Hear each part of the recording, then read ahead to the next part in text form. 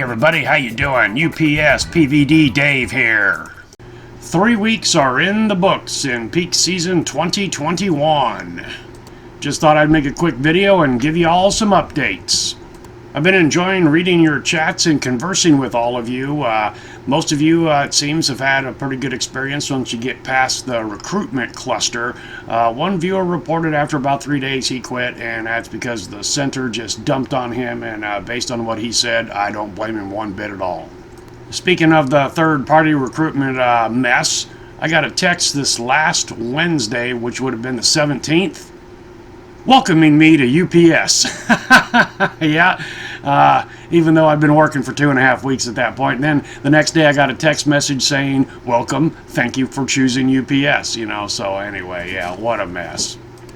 Quick update on that UPS PVD driver that I mentioned that had an accident. That was in our district, which is the entire state of Iowa, southern Minnesota, and western Wisconsin, so it was not an individual at my Ames hub.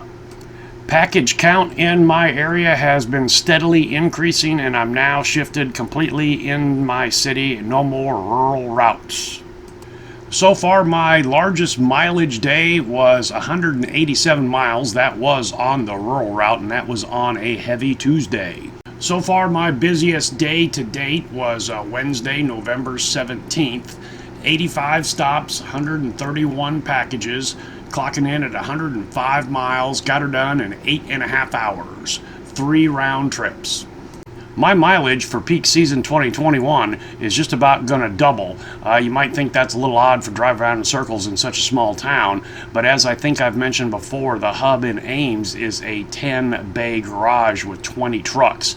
They have rented a warehouse out in West Ames, which is where they're going to stage some of the packaging for us PVD drivers.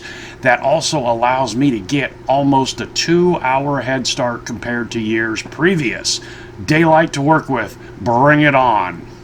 So with that warehouse being on the west side of Ames versus the hub on east side of Ames, it's about a 7-mile additional trip, which is 14 miles round trip extra each time that I go back to the hub to reload.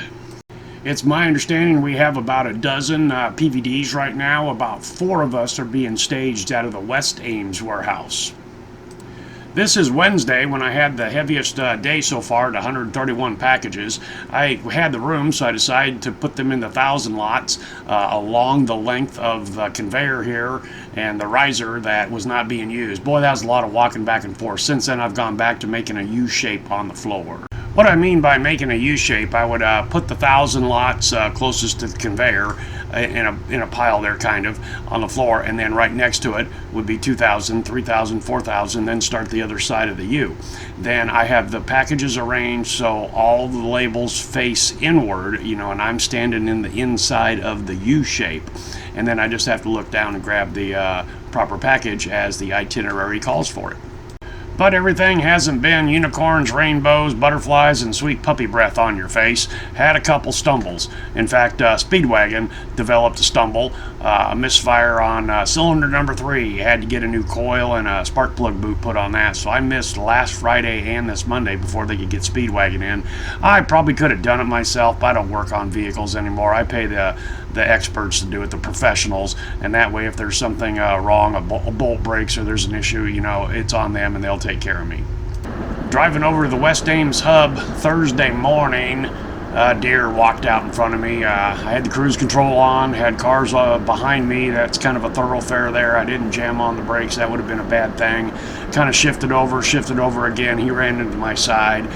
This is the 3rd deer this fall for me after 40 years of driving and never having tagged one yet. The other 2 you might remember on the rural paper route, they both walked away. Sadly, this one did not.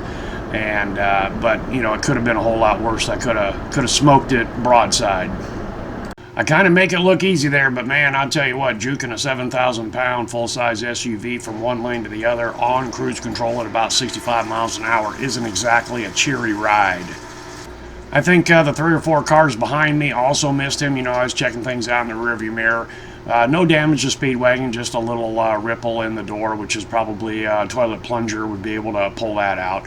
I did call 911, and then they sent out, patrol to go take a look at it. And then one of the UPS regular drivers that was picking up a truck at the West Ames warehouse reported that he had not made it, or she had not made it, and they were, directing traffic around it.